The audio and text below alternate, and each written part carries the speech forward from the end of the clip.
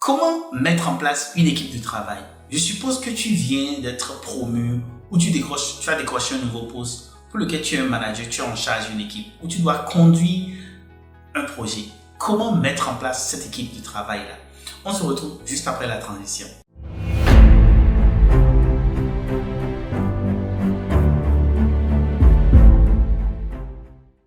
Hey, salut, je suis Marius Chavi et j'anime l'Impatient, qui est une plateforme qui permet aux professionnels de s'expatrier. Aujourd'hui, je veux partager avec toi des conseils pratiques pour t'aider à mettre en place une équipe de travail. Et si tu trouves de la valeur à la fin de cette vidéo, rappelle-toi de t'abonner et de liker cette chaîne-là.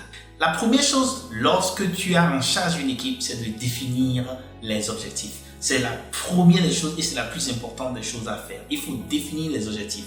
Il faut dire qu'est-ce qu'on veut atteindre, où est-ce qu'on veut amener le projet, quelles sont les réalisations qu'on attend de nous. Il faut éventuellement regarder les cahiers de charges et il faut vraiment clarifier à quoi ressemble l'objectif final. Évidemment, lorsque tu définis un objectif, il y a tout ce que nous connaissons qui est l'objectif doit être smart, simple, mesurable, atteignable, réalistique et dans le temps. Certains ajoutent maintenant et que cela doit être écologique. Et la raison pour laquelle il est extrêmement important de définir les objectifs, c'est que la clarté de l'objectif va faciliter la clarté de l'action et va également éviter les conflits, tous les problèmes qui peuvent survenir parce qu'on a une autre compréhension ou certaines personnes dans l'équipe ont une autre analyse ou une autre attente de ce qu'on doit faire par rapport au projet.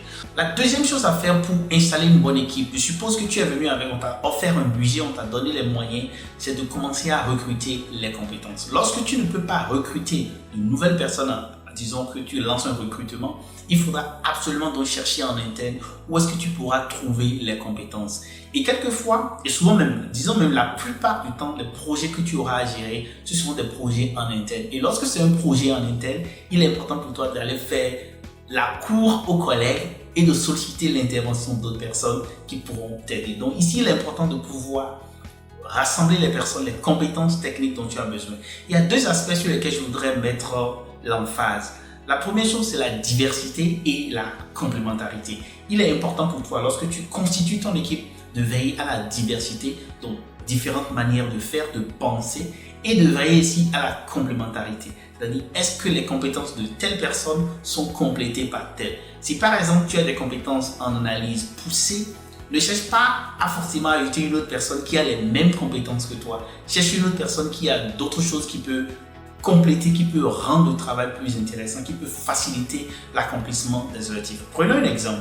Si tu dois gérer un projet de communication et que tu es plutôt très bien en montage, disons vidéo ou audio, et une autre personne est plutôt bien en rédaction de script, donc etc. Tu vois un peu ce que je veux dire? Il faut aller chercher des compétences complémentaires. La troisième chose à faire lorsque tu as commencé à monter ton équipe, c'est de définir les rôles et les objectifs de chacun. Au début, j'ai dit qu'il faut penser les objectifs de l'ensemble. Où est-ce qu'on veut aller? Qu'est-ce qu'on veut atteindre comme objectif? Une fois cela fait, il faut maintenant entrer dedans à l'intérieur, donc faire un zoom et identifier pour chaque personne dans l'équipe quel est le rôle que la personne va effectivement jouer et quels sont les objectifs assignés à cette personne-là. Donc, il faut voir ça comme un grand nid d'abeilles ou encore une grande construction, un immeuble. Il y aura le maçon, les gens qui vont poser la pierre, il y aura les gens qui vont faire les mélanges de sable, il y aura les gens qui vont faire les premières poses de briques, il y aura ceux qui vont mesurer, il y aura également ceux qui vont faire les peintures. Donc, il faut penser un peu comme cela. Donc, plusieurs personnes viendront et chacun avec son rôle. La quatrième chose pour bien monter une équipe, c'est de fixer les règles de fonctionnement. Une équipe dans un projet A ne sera pas la même manière de fonctionner dans un autre projet B. Et ceci est extrêmement important. Et donc, lorsque tu définis donc ton équipe, tu as commencé à mettre en place les objectifs, tu as montré à chacun, tu as cherché les compétences, etc. Ici, il est important de pouvoir définir les règles de fonctionnement. Les règles de fonctionnement peuvent prendre en compte la communication, les canaux de communication, peuvent prendre en compte les fréquences de réunion, peuvent prendre en compte les formats de livrables attendus, peuvent prendre en compte tout ce qui est nécessaire pour pouvoir mener à bien le projet. Ici, il est vraiment important de penser les règles de fonctionnement. Qui valide quoi? Qu'est-ce qu'on a besoin d'avoir avant de passer à la prochaine étape? Qui est central dans le dénouement d'une étape par rapport à une étape suivante? Et tout ceci va être très important à communiquer à toutes ces personnes-là qui vont travailler avec toi. Donc ici, c'est de vraiment passer du temps pour clarifier les règles de fonctionnement, les règles de communication, c'est extrêmement important. Les règles de compte rendu également sont très importantes. Les règles de réunion, les règles d'approbation. Je donne un exemple. Dans le cadre professionnel, il arrive quelquefois, les gens te disent, si je ne réponds pas, ça veut dire que c'est bon. Et c'est-à-dire, si je t'envoie un email et que je te demande ton avis et que tu ne dis rien au bout de 2-3 jours, suppose que c'est bon. Et il y a certains managers qui te disent, non, si je ne réponds pas, ça ne veut pas dire que c'est bon. Donc, tu vois, il y a différentes manières de fonctionner et ceci va être très important pour toi de pouvoir clarifier, surtout que tu es le responsable, tu es la responsable de cette équipe-là qui doit mener à bien ce projet-là. Donc ici, il est très important de clarifier les règles de fonctionnement. Le 5e conseil pour bien monter son équipe, c'est d'assurer une communication transparente et claire. Et parlant de communication, ceci est extrêmement important. Lorsque tu échoues, lorsque en tant que manager, tu ne réussis pas dans la communication avec ton équipe, c'est la catastrophe. Beaucoup de choses peuvent mal tourner simplement à cause de la communication. Et lorsque donc, tu es en train de monter une équipe, la communication est importante. Il faut clarifier les canaux de communication, les fréquences. Il faut également clarifier comment est-ce que les feedbacks vont se faire, à quelle fréquence. Il y a certaines personnes qui disent plutôt, si je fais mal, attends quand on va se voir à la prochaine réunion pour me le dire. Et il y a d'autres qui préfèrent plutôt, dis-moi le feedback sur le champ.